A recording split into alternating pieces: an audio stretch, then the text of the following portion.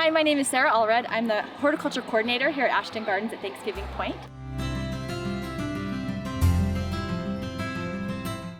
So tulips are an amazing plant. They're one of the few things that will continue to grow after you cut them. So when you clip them and you bring them inside, you'll put them in your vase and you might come back a day or two later and your arrangement looks a lot different. It's because they've grown.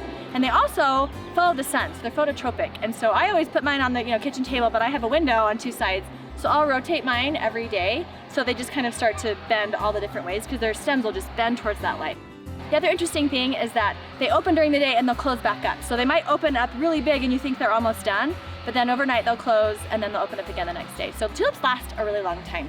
It's really important to make sure that you have clean water. So I would change the water every day if you can once you're in your vase. You can see it starts to get kind of a dirty, filmy look inside. So just dump it out, kind of rinse it off and give them clean, fresh water every day.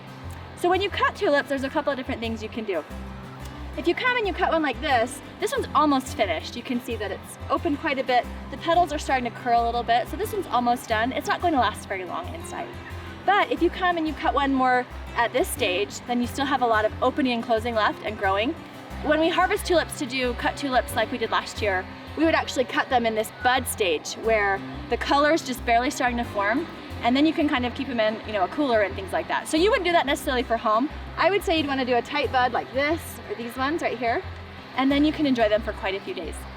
So remember to keep the water clean, clip them if you need to periodically, and rotate your vase so that they can keep growing in different directions.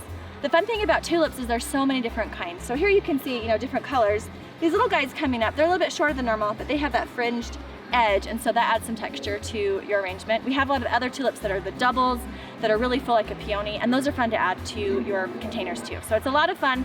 It's hard to cut tulips because you don't have as many as we do here. We have almost 300,000 bulbs that we can choose from, and maybe you only have a few in your yard, but they do make a beautiful cut flower in your house.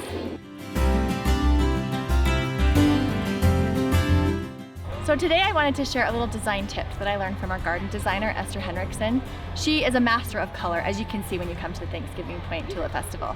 But a little thing she likes to do is to add some sparkle. So you can see in this bed, there's kind of all these pinks and peaches. Instead of just having it all the same color, she'll add just little pops of like these tulips that are just a little bit different. So it might be a little bit brighter or a little different color of pink, and it just helps your eyes move across the bed in a different way. And so this bed is kind of lined up in lines, but a lot of times you'll see some of the other beds where it looks like a sea of pink or a sea of purple, but there are actually quite a few different tulips in there in different colors, and it just makes it more exciting. So I'm going to talk a little bit about tulip care.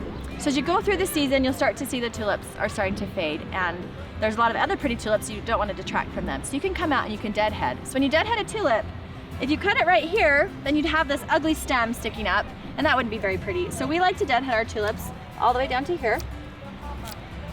And we like to leave some of the leaves still up and growing. What happens is they're still working, they're still photosynthesizing and putting energy and food back into the bulb for the next year. And so if you just came and clipped it all the way to the bottom, that bulb most likely would not produce a flower the next year. So you need to leave those up, and if you can leave them up as long as possible till they go brown and die, that's the best thing to do. A lot of people don't want to do that because it gets ugly. So just do it as long as you can stand it. But just know the longer you leave the leaves up and growing, the more storage energy is going back into that bulb for the next year. And then as you know, we pull all of our tulips out every single year.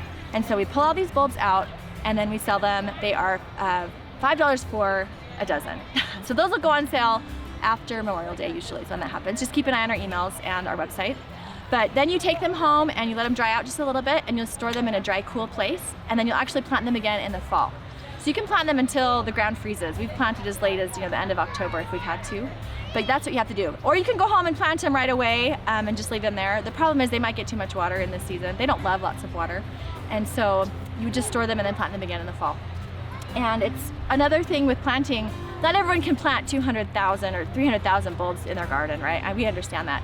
So instead of just planting them in a little line, say you only have 10 tulips, you could plant them in that little line, or you could plant them in a big clump, and then you get more of an impact. So I would suggest grouping as much as possible. It's more impactful, and you feel like you have more tulips that way. When you come to Thanksgiving Point during the Tulip Festival, you'll see a lot more than just tulips. And so we wanted to share some of the plants that we like to plant with the tulips to make it even more beautiful. It's this leucojum back here. It looks like lily of the valley, a lot of people will say, but it's actually different. It's a different kind of bulb, and then it's taller and just so beautiful, and that will pop up early with the tulips as well. We also have a lot of hyacinth, which has an amazing smell. And you'll see lots of different colors. We've got yellows and pinks and purples and whites, and they smell amazing. A little fun fact about hyacinths is that the bulb is what they use to make itching powder. So when we handle the bulb, some people react really strongly. Some people get really itchy, other people sneeze. I don't sneeze, but I do get itchy when it gets on my skin. So that's, when you're using hyacinth bulbs, be careful, because that's where itching powder comes from. Another great plant are the daffodils, and this year we've had just a beautiful show of daffodils because the weather was so much cooler.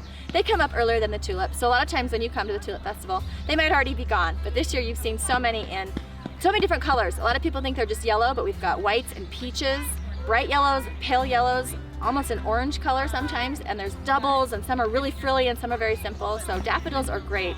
The really good thing about daffodil bulbs is that the deer do not like the daffodil bulbs. They love tulip bulbs. That's like their favorite thing to do, is eat our tulip bulbs. And so we try when we can to put daffodil bulbs nearby, because sometimes that helps, but not always. So we wanted to show you some of the cool season plants that we plant sometimes in the fall or in the spring that we can surprise you with when you come. One of those plants is this English daisy. It's a great understory plant, and we plant these in the fall. They come in whites and pinks. There's even kind of a reddish one. It's a great little plant that's just kind of tucked under there. And we pull them out when we pull the tulips out. It's considered a biennial, so it can reseed itself, but we usually just pull them right out. Another great plant is this beautiful purple little flower right here. It's called abresia, and same thing, it blooms really early in the spring when it's still kind of cool, and when it gets hot, it'll start to peter out and you'll lose the blossoms and it might get kind of ugly. It is a perennial, so you can just clip it back and you'll have them again next spring, but it's a great understory plant that kind of fills in the spaces between the tulips. And then I love these Icelandic poppies. They are just so beautiful and delicate, and they wave in the wind. They come in a lot of different colors, and we plant those in the fall also. So you might be looking at these and wondering, is it cabbage, is it kale? And if you guessed kale, you're right. This is called ornamental kale. It's different than the kale you put in your healthy shakes and smoothies. I don't think this one's actually very tasty, so we call it ornamental kale. But it does better when it's cool. You can see these really bright, this bright pink color and these whites. They get brighter when it's cooler. So it's a great plant, but as soon as it gets warm, it'll bolt just like lettuce or broccoli and get this funny stalk, and that's when you just gotta pull them out. They like the cool weather. Thanks so much for watching. I hope you've enjoyed these tips from the garden.